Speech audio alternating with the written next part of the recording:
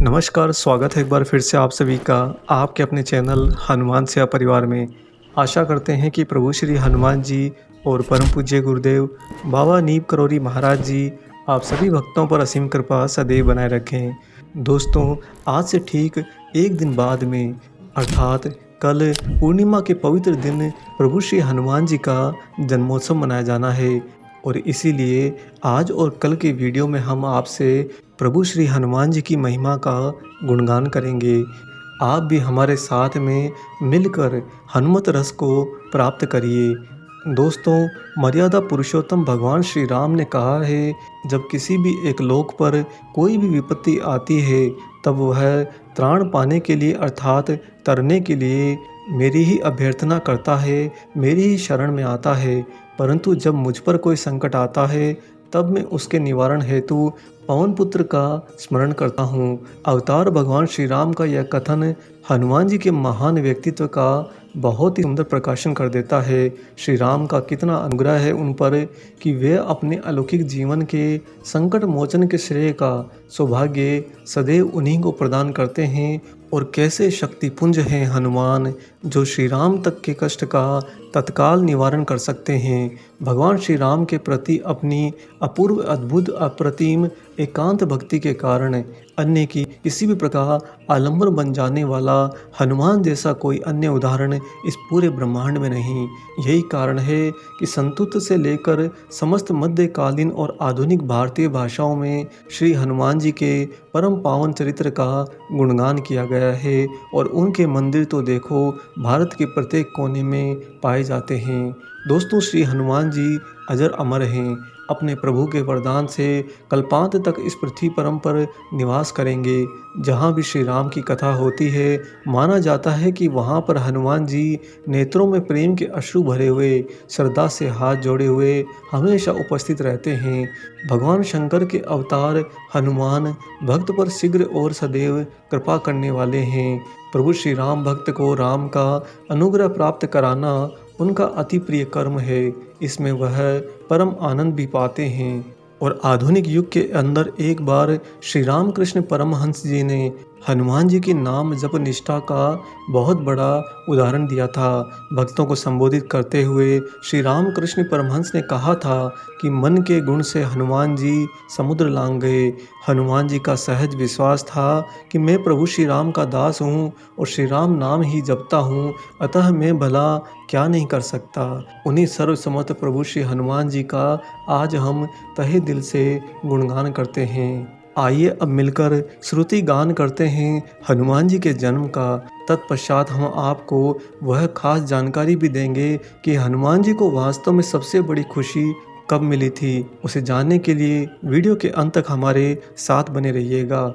दोस्तों, चैत्र का महीना चल रहा है और इसी चैत्र महीने की पूर्णिमा को मेष लग्न और चित्रा नक्षत्र में प्रातः 6:03 के समय चक्र अवधि में हनुमान जी का जन्म एक गुफा में हुआ था। मतलब यह है कि चैत्र माह में उनका जन्म हुआ था, उनका अवतरण प्रकट हुआ था। और हनुमान जी के जन्म के बारे में कहते हैं कि माता अंजनी पहले जन्म में देवराज इंद्र के दरबार में अप्सरा पुंजिक स्थला थी।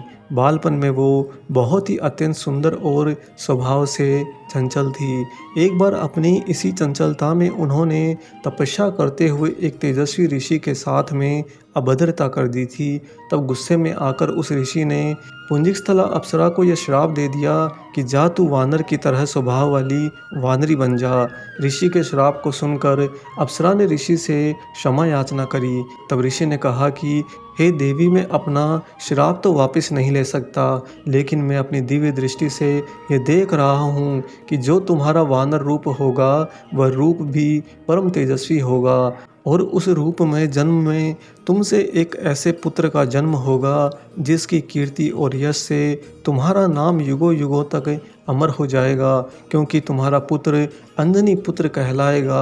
और ऐसा कहकर अंजनी को वीर पुत्र का आशीर्वाद मिला और उन ऋषि से मिले हुए श्राप के कारण ही अप्सरा पुंजिकस्थला को धरती पर वानरी रूप में जन्म लेना पड़ा और यहाँ पर उनका विवाह हुआ कपिराज केसरी से। पुराणों में यह कथा है कि केसरी और अंजना ने विवाह तो कर लिया, परंतु संतान सुख से वे दोनों वंचित थे। तब अंजना अपनी इस पीड़ा को लेकर मतंग ऋषि के पास गई थी। तब मतंग ऋषि ने उनसे कहा कि पंपा सरोवर के पूर्व में नरसिंह आश्रम है, उसकी दक्षिण दिशा में नारायण पर्वत पर स्वामी तीर्थ है। वहाँ जाकर उसमें स्नान करके 12 वर्ष तक तपस्या एवं उपवास करने पर तुम्हें एक तेजस्वी पुत्र सुख की प्राप्ति होगी। दोस्तों, आपको बता दें कि मतंग रामायण कालीन एक ऋषि थे जो माता शबरी के ही गुरु थे। अंजना ने उन्हीं मतंग ऋषि एवं अपने पति केसरी से आज्ञा लेकर तप किया था और 12 वर्ष तक केवल वायु पर ही जीवित रही।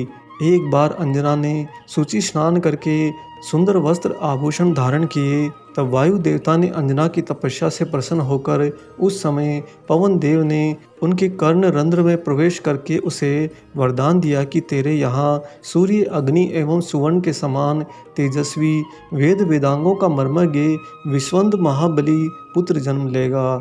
इससे अंजना बहुत खुश हुई और वहीं पर नारायण पर्वत पर भगवान शिव की आराधना करने लगी।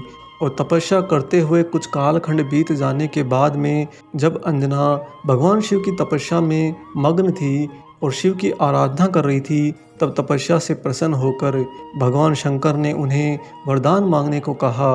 अंजना ने शिव को कहा कि साधु के श्राप से मुक्ति पाने के लिए उन्हें शिव के अवतार को जन्म देना है, इसीलिए शिव बालक के रूप में उनकी कोख से जन्म ले। अंजना के मुख से ये ब्रह्म स्तरीय सुंदर वाक्य सुनकर भगवान शिव ने तथास्तु कह दिया और स्वयं भी अंतर्ध्यान हो गए। इस घटना के बाद में एक दिन अंजना शिव की आराधना कर रही थी और दूसरी तरफ अयोध्या में इक्ष्वाकु वंशी महाराज अज के पुत्र और अयोध्या के ही महाराजा दशरथ अपने 3 रानियों के, जो कि कौशल्या, सुमित्रा और कैकेयी हैं, उनके साथ में पुत्र रत्न की प्राप्ति के लिए श्रृंगी ऋषि को बुलाकर पुत्र कामेष्ठी यज्ञ के साथ में यज्ञ कर रहे थे। और उस यज्ञ की पूर्णाहुति देने पर स्वयं अग्निदेव ने प्रकट होकर श्रृंगी ऋषि को खीर का एक स्वर्ण पात्र दिया था और कहा था कि हे ऋषिवर, यह खीर राजा की 3 रानियों को खिला देना, इससे तुम्हारी पुत्र प्राप्ति की इच्छा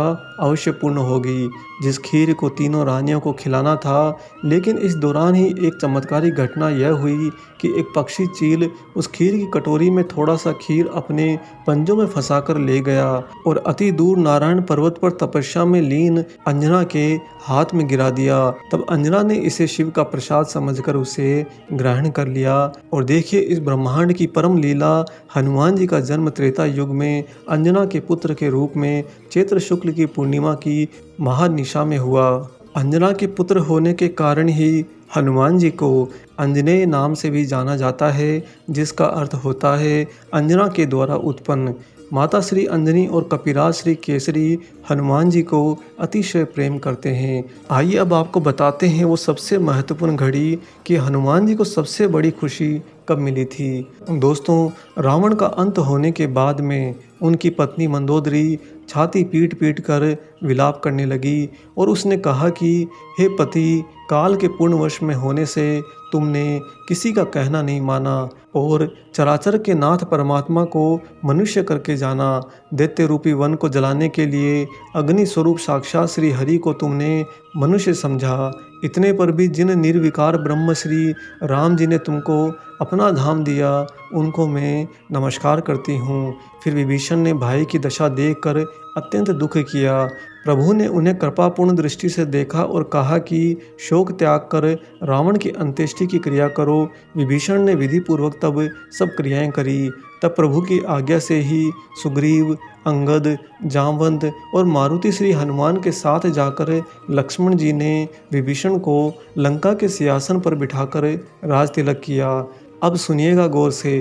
तत्पश्चात भगवान श्री राम ने सभी वानर भालुओं को बुलाकर यह कहा कि तुम्हारे ही बल से यह प्रबल शत्रु मारा गया है और विभीषण ने वापस से अपना राज्य पाया है। इसके कारण तुम्हारा यश तीनों लोकों में नित्य नया बना रहेगा। जो लोग मेरे सहित तुम्हारी शुभ कीर्ति को परम प्रेम से गाएंगे, वे बिना ही परिश्रम किए इस अपार संसार सागर को पार पा जाएंगे। अब प्रभु ने अपने सर्वप्रिय हनुमान जी को बुलाकर कहा कि तुम विभीषण का आदेश लेकर लंका जाओ और जानकी को यह प्रिय समाचार सुनाकर तथा उसका कुशल समाचार लेकर तुम तुरंत चले आओ।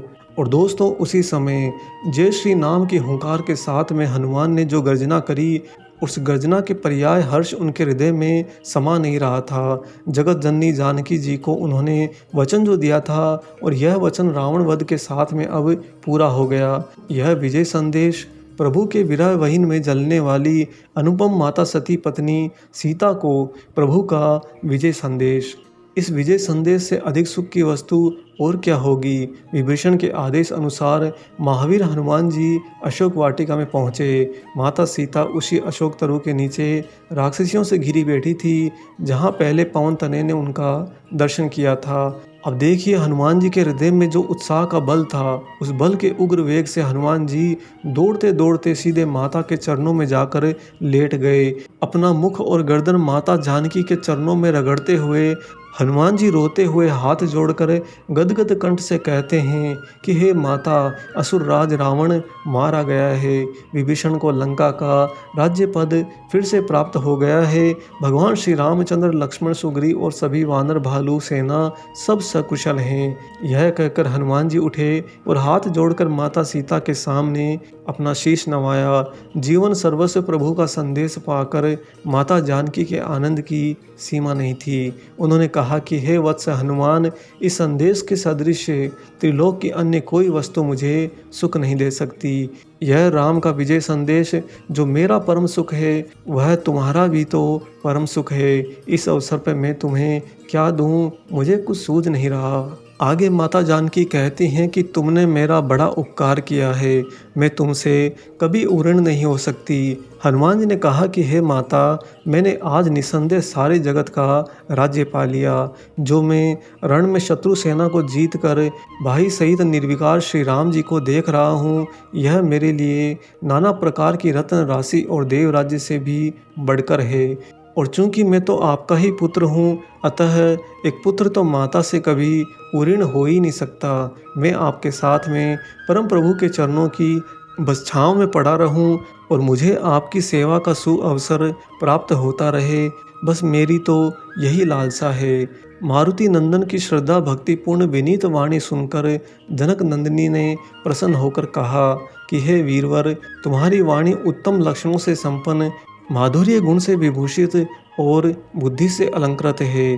तुम वायु देवता के प्रशंसनीय पुत्र तथा परम धर्मात्मा हो। शारीरिक बल, शूरता, शास्त्र ज्ञान, पराक्रम, तेज, क्षमा, धैर्य, स्थिरता, विनय आदि बहुत सारे सुंदर गुण केवल तुम ही में एक साथ विद्यमान हैं। अंजना पुत्र की प्रशंसा करती हुई माता जानकी ने उन्हें दुर्लभतम आशीर्वाद दे दिया कि हे पुत्र, समस्त सद्गुण तुम्हारे ही हृदय में बसें, और हे हनुमान, लक्ष्मण जी के साथ में कौशलपति प्रभु सदा तुम पर प्रसन्न रहें। हनुमान जी माता सीता से कौशलपति प्रभु श्री राम का यह अनंत प्रेम पाकर सदा सदा के लिए धन्य हो गए। दोस्तों, वह जो हनुमान जी प्रभु श्री राम का विजय संदेश लेकर माता जानकी के पास गए थे, वही विजय संदेश हनुमान जी का सर्वोत्तम हर्ष है, जो उनके हृदय में सदा सदा के लिए समा गया।